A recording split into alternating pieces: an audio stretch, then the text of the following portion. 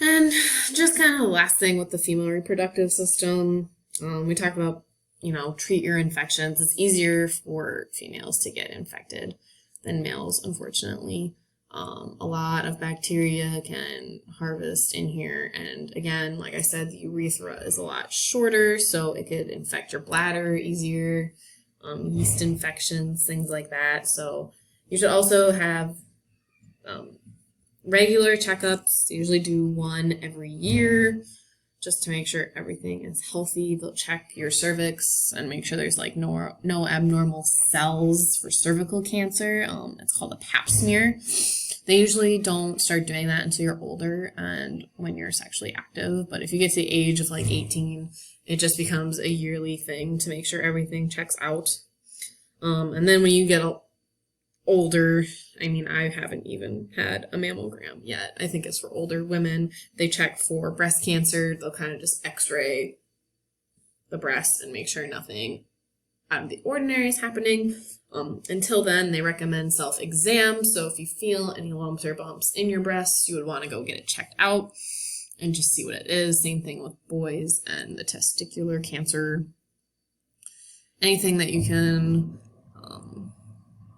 notice before it gets bad, is going to be easier to treat if it was cancerous.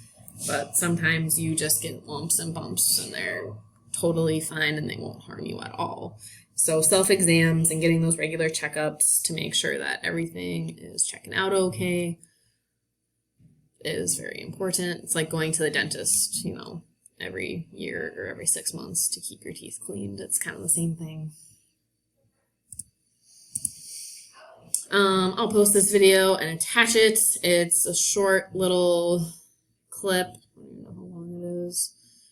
Like 5 minutes, and it's basically just going to show you the process of fertilization. And we looked at the male reproductive system, we looked at the female, we kind of talked about how they come together to create life. But it's just going to take you through the process and show you what the sperm go through, and again how quick they start dying off and why there's so many of them. So pause this, go watch the video, and then come back because I'm going to talk about what you saw in the video. I would play it on here, but it doesn't let me share my audio, and you're going to want to hear it with sound. Maybe. Well, yeah, it'll just make it better. So, in the video, we see the story of a single sperm facing incredible odds to unite with an egg and form a new human life. This is a story of all of us. Again, it's not the easiest thing to happen, and a lot of people struggle with fertility issues, but there is a ton of sperm being released, and if you do it at the right time, when the woman's ovulating, you are more likely to have success with creating a baby. So about 300 million sperm enter the vagina. That's an average number. It could be more, it could be less. And they start dying instantly. That's why when we were in the boys' reproductive system, we stopped at all those glands to get all of the liquid to try to keep them alive and protect them. Your cervix is only open for a few days during ovulation. So when we looked at the female reproductive system, your cervix is actually usually closed unless you're ovulating, because that's going to allow the sperm to come in and connect with the egg. If they cannot make it through the uterus and fallopian tubes, then they can't connect with the egg, so there's no point in making it that far if there's no egg to ovulate.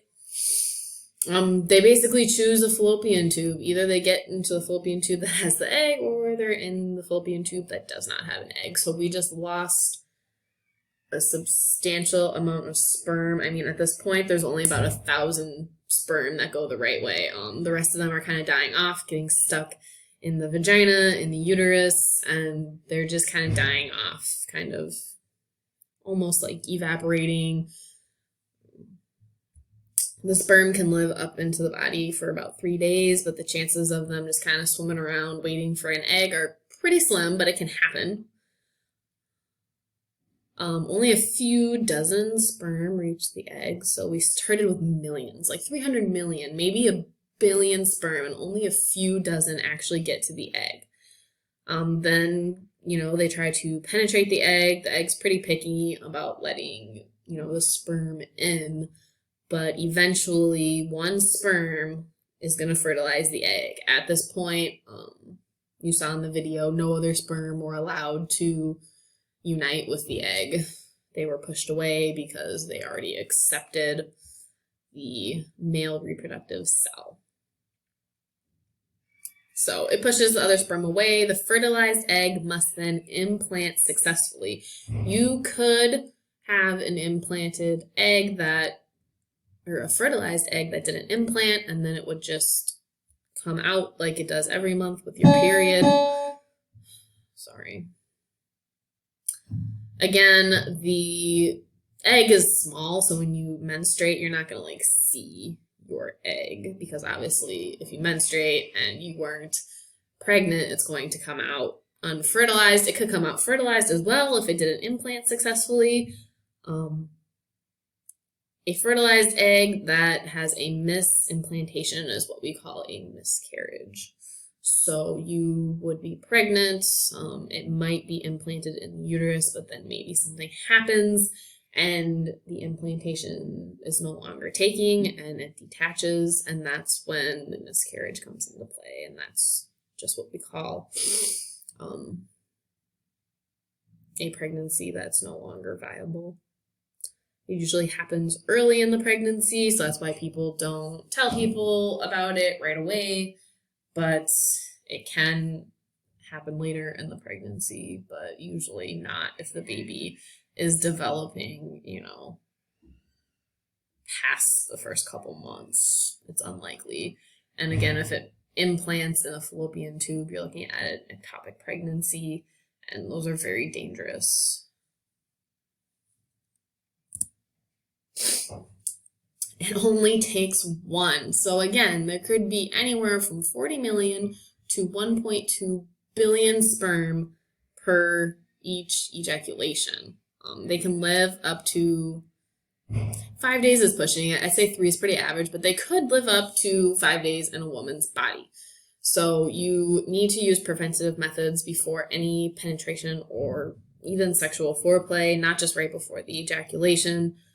This is where we talk about pulling out or withdrawing before ejaculation isn't a very good preventive method, because the body is going to have what we call this pre-ejaculation, because it's literally prepping the woman's reproductive system to take the sperm and to take the semen, because we don't want the sperm to die. So there's going to be some fluid that leaves before ejaculation takes place, and there could be sperm in there also, and it only takes one. So before anything happens, if you're going to use a condom, you need to do it before any sort of penetration is going to happen.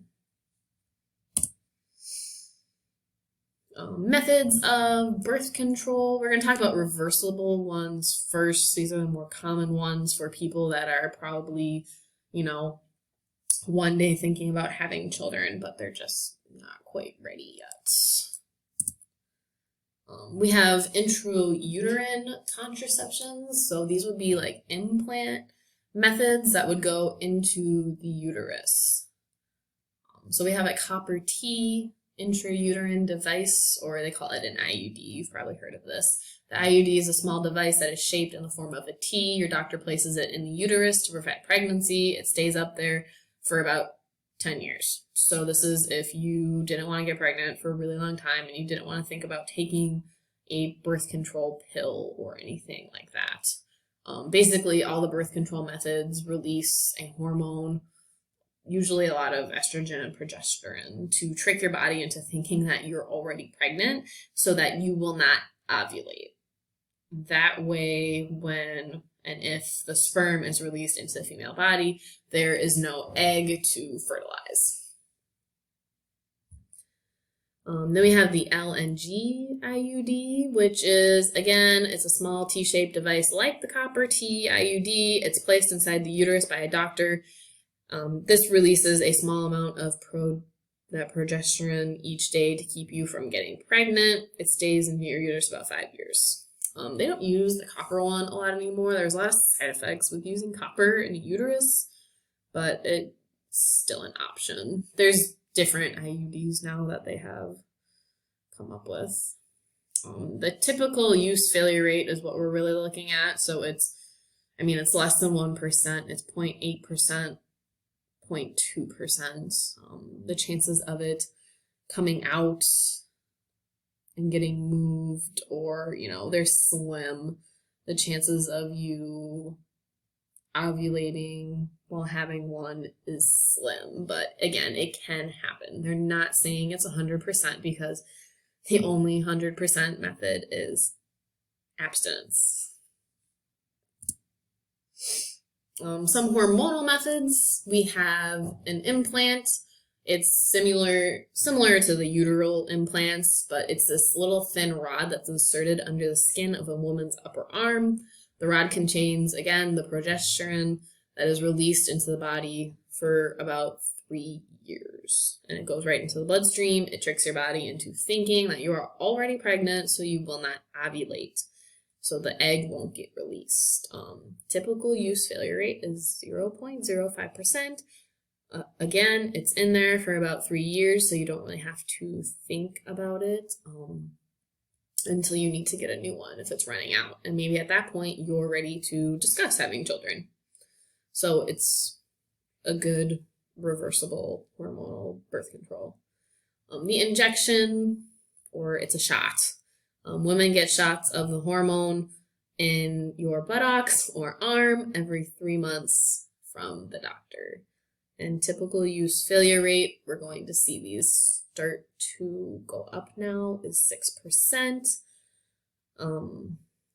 Getting into the doctor at the exact same time every 3 months is not always easy, so the failure rate is going up. If you were to miss a shot or even take it a couple days late, it could be enough for your body to release an egg. But still, the percentage of you getting pregnant is small, but it's still there. Combined oral contraceptives, these are also called the pill, what that is. It's taken and it has estrogen and progesterone in it, and it's prescribed by your doctor. It's taking at the same time each day. This is super important. This is where we get people taking the pill and, accidentally getting pregnant because they didn't take it at the same time every single day, or they forgot, or they just kept forgetting. People usually sway away from this if they're forgetful. But if you're older than 35 years and smoke, you have a history of blood clots or breast cancer, your doctor may advise you not to take the pill. It can cause blood clots, and that's not good. And the extra hormones could increase the growth of breast cancer in the body. So again, we're looking at the failure rate going up a little, and it's at 9% now, which again, because of usually human error and not taking it at the correct time or forgetting. Otherwise, it's a pretty effective method. Again, the hormones trick your body into thinking that you're already pregnant, so you're not releasing that egg every month.